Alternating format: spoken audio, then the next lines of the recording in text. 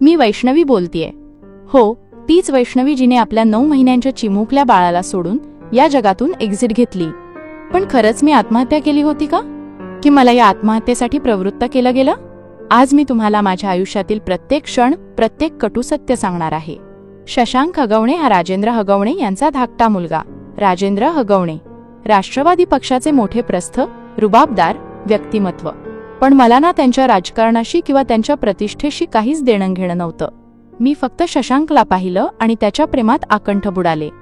जेव्हा मी माझ्या वडिलांना अनिल साहेबरावना शशांकबद्दल सांगितलं तेव्हा त्यांनी या लग्नाला स्पष्ट नकार दिला. त्यांचं म्हणणं होतं, आपण आपल्यासारख्याच कुटुंबात नाती जोडायला हवीत, त्या मुलासोबत तू लग्न करू नकोस. तेव्हा तर मी इतकी भाबडी होते की पळून जाऊन लग्न करण्याचा विचार करत होते. पण जेव्हा वडिलांना हे कळलं तेव्हा आपल्या घराण्याची अब्रू जाऊ नये म्हणून त्यांनी माझं लग्न शशांक सोबत लावून द्यायचं ठरवलं. एक बाप म्हणून त्यांनी माझ्या आनंदासाठी माझ्या चेहऱ्यावरचा हसू बघून माझ्या सर्व स्वप्नांना पूर्ण करण्याचा निर्णय घेतला. 24 एप्रिल 2021 माझ्या आयुष्यातील तो दिवस जेव्हा मी एका नव्या प्रवासाला निघाले. माझं लग्न झालं, पण या लग्नातही शशांकच्या घरच्यांनी इतक्या मागण्या केल्या होत्या की ऐकून तुम्हीही थक्क व्हाल. एकावर तोळ्यात सोनं, फॉर्च्युनर सारखी महागडी गाडी, चांदीची भांडी. वडिलांनी कसलाही विचार न करता, कारण नसतानाही त्यांच्या मागण्या पूर्ण केल्या. अगदी त्यांची माफी देखील मागितली. त्यांना वाटलं मुलीचा संसार सुखाचा. पण हे मागण्यांचं सत्र काही थांबलं नाही. हळूहळू ते रोजचंच होऊ लागलं. लग्नाला 6 महिने झाले. गौरी गणपती आले. माझ्या सासूबाईंनी चक्क सोन्याची गौरी मागितली. वडिलांनी चांदीची गौरी करून दिली, कारण लग्नातही ते आम्ही मोठे राजकारणी आहोत, समाजात आमची प्रतिष्ठा आहे, अशा बाता मारत होते. कुठेतरी हे सगळं वडिलांना पटत नव्हतं. माझ्या चेहऱ्यावरचा आनंद बघून त्यांनी ते सहन केलं. सासरच्या लोकांच्या अटी त्या एकामागोमाग एक मान्य करत होते. पण आता तर नवऱ्याला सोडून घरातील सासू, सासरे आणि त्यात भर म्हणजे माझी नणंद करिश्मा, तिला मी चांगली राहिलेली अजिबात आवडत नव्हती. ती सतत सासूबाईंकडे माझ्या चुगल्या करत असे. सासूबाई माझ्याशी कधी चांगलं बोलल्या किंवा त्यांनी मला एखादी साडी आणली तरी तिला ते खपत नसे. ती लगेच भांडायला सुरुवात करायची. मला नेहमी प्रश्न पडायचा, एक स्त्री दुसऱ्या स्त्रीची शत्रू कशी असू शकते? करिश्मा माझी नणंद असूनही मला शारीरिक आणि मानसिक त्रास देत असे. तो कधी 1 लाख रुपये तर कधी 2 लाख रुपये सतत माझ्या मागे पैशांसाठी लागत असे. कधी ब्रँडेड 1.5 लाखाचं घड्याळ नवऱ्यासाठी, कधी महागडे गॉगल तर कधी 2 लाखाचा फोन. तिच्या मागण्या हळूहळू वाढत चालल्या होत्या. या सततच्या त्रासामुळे माझी मानसिक स्थिती ढासळू लागली. मी माहेरी वडिलांना, मामाला, सासरच्या लोकांबद्दल सांगू लागले. ते लोक मला त्रास देत आहेत, शशांकही बदलला आहे. पण आता काहीही माझ्या हातात राहिलं नव्हतं.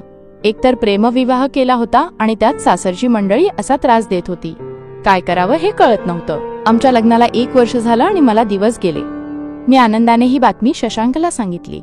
पण मला वाटलं होतं, ज्या नवऱ्यावर विश्वास ठेवून मी या घरात आले तोच माझ्या चारित्र्यावर संशय घेतोय. या गोष्टीचा मला खूप मोठा धक्का बसला. गरोदरपणात तर माझी नणंद आणि सासू माझ्या तोंडावर थुंकत असत. भूक लागल्यावर मला जेवायलाही मिळत नव्हतं. तुमची मुलगी तुम्हालाच राहू द्या, आम्हाला नांदवायची नाही, असं माझ्या वडिलांना सांगितलं गेलं. मी माहेरी आले माझ्या आई वडिलांसोबत. मी त्यांना सांगू लागले, माझी इतकी मोठी चूक झाली की मी त्याच्यासोबत लग्न केलं. आता मी परत जाणार नाही. पण मी गरोदर होते. माझ्या वडिलांना माझा संसार वाचवायचा होता. इतकं मोठं लग्न झालंय, जर मुलगी अशी घरी राहिली तर नातेवाईकांमध्ये आपली इज्जत जाईल, आपली प्रतिष्ठा धोक्यात येईल असं त्यांना वाटलं. बाळा, तू आता गरोदर आहेस. बाळ झाल्यावर हे लोक नक्कीच बदलतील. उगाच स्वतःला त्रास देऊ नकोस. शशांक तुझ्यावर प्रेम करतो असं समजावून वडिलांनी मला परत सासरी पाठवलं. माझ्या सासू, नणंद आणि नवऱ्याचे पाय मी कधीच धरले नव्हते, पण वडिलांनी माझ्यासाठी सारं काही केलं. 9 महिन्यांनंतर मी एका मुलाला जन्म दिला. बाळ झाल्यावर 1-1.5 महिना वातावरण जरा चांगलं होतं. सासू लाड करायला लागली होती. पण लगेच सासूचे कान माझ्या नणंदेने भरले.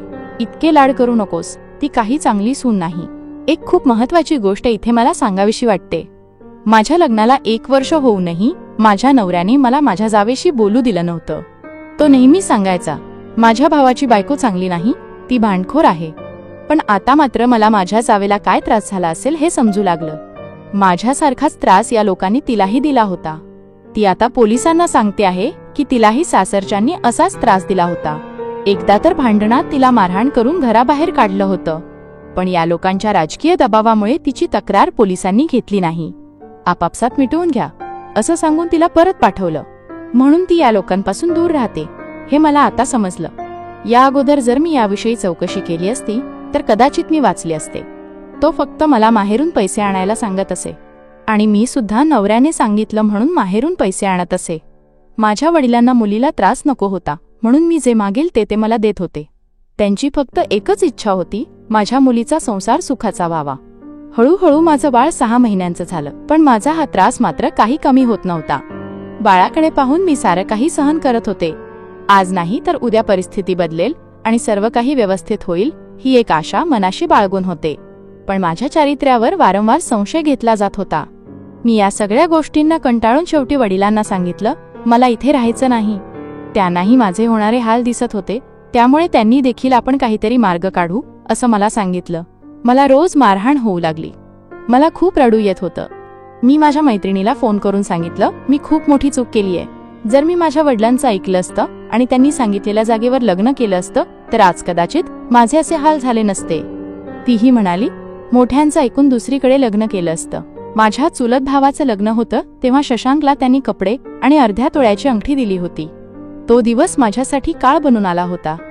मी स्वतःला संपवलं असं माझ्या आईवडिलांना सांगितलं गेलं. माझ्या आईवडिलांनी डॉक्टरकडे माझ्या तब्येतीविषयी विचारणा केली. तेव्हा डॉक्टरांनी त्यांना जे सांगितलं ते ऐकून ते कोसळलेच, कारण माझा श्वास थांबला होता.